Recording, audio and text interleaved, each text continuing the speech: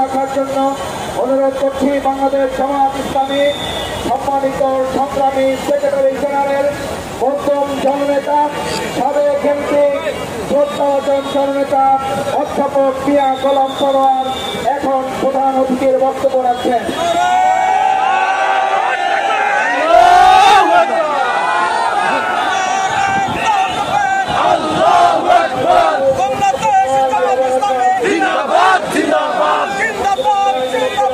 বাংলাদেশ জামাত ইসলামী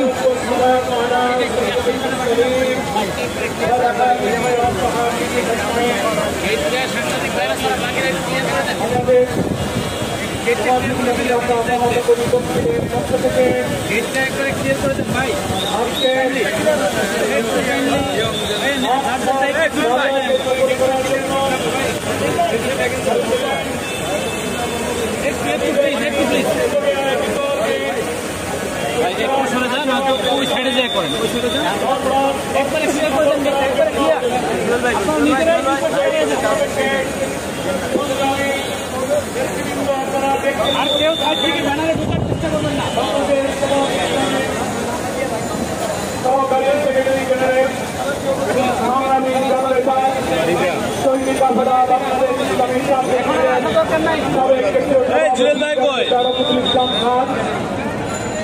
ঢাকা মহানগরীর সংগ্রামী আমির কেন্দ্রীয় নির্বাহী পরিষদের সদস্য ইসলামী ছাত্র শিবিরের সাবেক কেন্দ্রীয় সভাপতি জননেতা নুরুল ইসলাম বুলবুল, কেন্দ্রীয় নির্বাহী পরিষদের সদস্য সংগ্রামী জননেতা মোবারক হোসেন সহ সংগ্রামী নেতৃবৃন্দ, আমার প্রিয় সংগ্রামী দেশবাসী ভাই ও বন্ধুগণ, মহান আল্লাহর কাছে আমরা ক্ষমা প্রার্থনা করে ও শুকরিয়া আদায় করছি।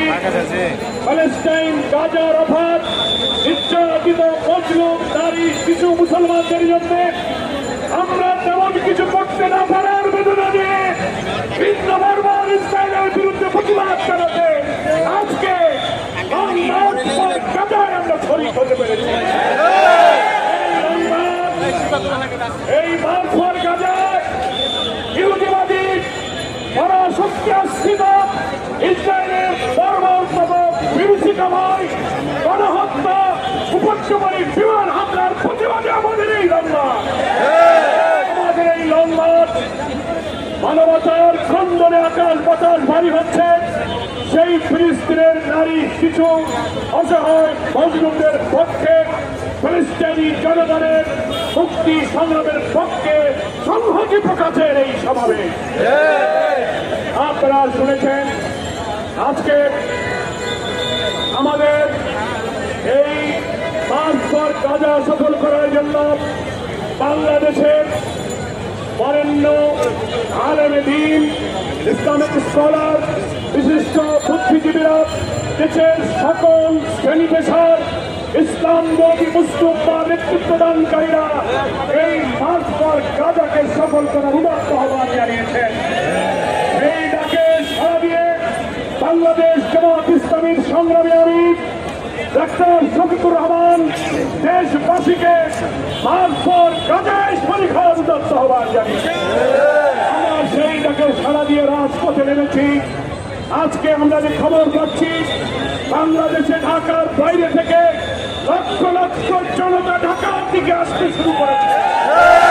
ঐতিহাসিক সরারি উদ্যান আজকে লোকে লোকারণ্য হবে প্যালেস্টাইন ভাইদের সংহতি, ইসরায়েলের ভিন্ন আক্রমণের প্রতিবাদে স্লোগানে স্লোগানে ফ্রি প্যালেস্টাইন, ফ্রি গাজা স্লোগানে আজ সরার উদ্যান মুখরিত হবে। আমরা আজকে বক্তব্য সুশৃঙ্খল ভাবে আমরা পরস্পর গাজায় যোগদান করেছি। আমরা সবাই উদ্যানে আমরা পৌঁছাতে চাই। আমরা ঘৃণা জানাতে চাই পরাশক্তি আধিপত্যবাদী সাম্রাজ্যবাদী মার্কিন সাম্রাজ্যবাদের ছাত্র চাই জাতিসংঘের সমস্ত বিধানকে উপেক্ষা করে ইহুদি চক্রকে একটি উন্মুক্ত